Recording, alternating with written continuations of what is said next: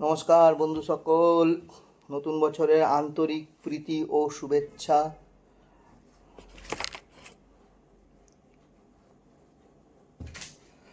আশা করি আপনারা সবাই খুব পিকনিক টিকনিক হই হুল্লোড় করছেন, কিন্তু আমি খাই দাই আর এটাই আমার নিউ ইয়ার, এটাই আমার পৌষ সংক্রান্তি, এটাই আমার 31 ডিসেম্বর। খাও পিও और मस्ती से सो যাও। যাই হোক, আপনারা যারা ব্লাস্ট করছেন, keep carrying on, rock the floor. Happy new year 2026।